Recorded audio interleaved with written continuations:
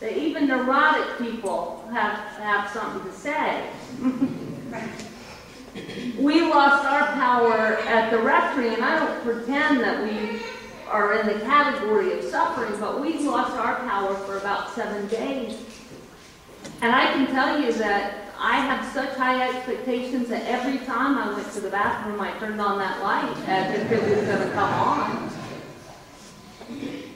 I couldn't get over the fact that my expectations were disrupted in almost every day. I couldn't look out of my bedroom window and not expect to see the woods that have stood behind the church for certainly as long as I've been here, but they don't anymore. But I got a lot of firewood if you'd like some for next year. And of course, you can't live in the Northeast.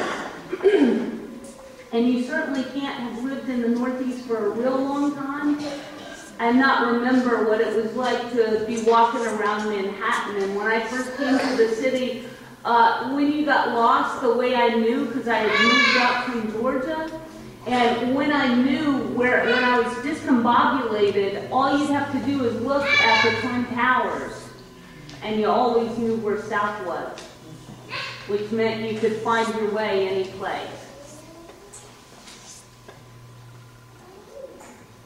That's an expectation, that you'll always have your landmarks, that the lights will always come on, that you'll know where your shady part of your yard is.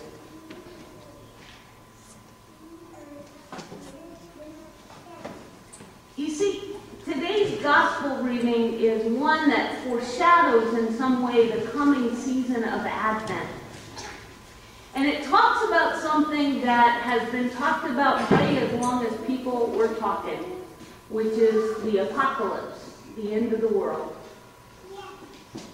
And there are lots of Christians who spend lots of time talking about the end of the world and what it'll be like and what we should do and how you'll get ready for it and how you know it's coming. And the truth is as Episcopalians, we don't spend a lot of time talking about such things. And we probably shouldn't. But Jesus tells us about what it's like. And he says what it's like is all the expectations that you have will no longer be true. The earth will shake. Buildings that you counted on will fall down. People won't have enough food to eat or enough gas for their cars, or normal things won't function properly. But you see, today's reading cuts off the next part of what he says. He says that means that you have to be real careful about the people you make promises to. You have to really, really weigh those. Because when you can't count on your expectations, sometimes you're likely to trust people and make promises that you can't keep and you can't rely on. So it's extra important to check that out.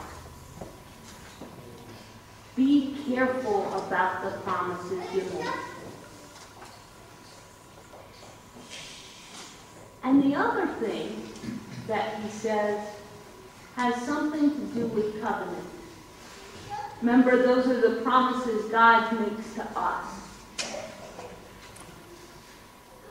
The end of the world, Jesus says, is when you can't count on the things you expect to.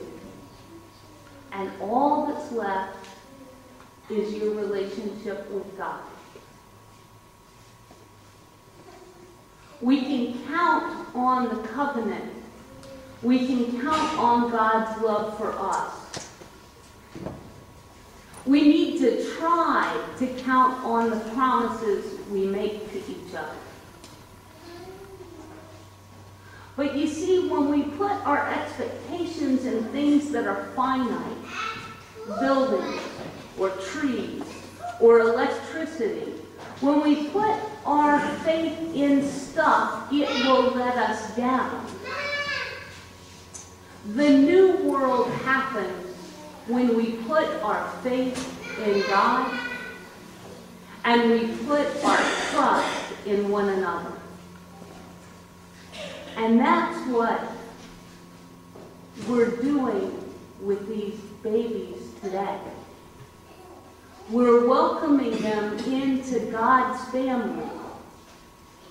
And we're all promising to be there to help them as they become part of this wonderful creation we call the church. Even as we know that we won't always be able to be with them every second, that we might not always be the perfect examples of faith, but we're promising to do our best in the long run to support those promises.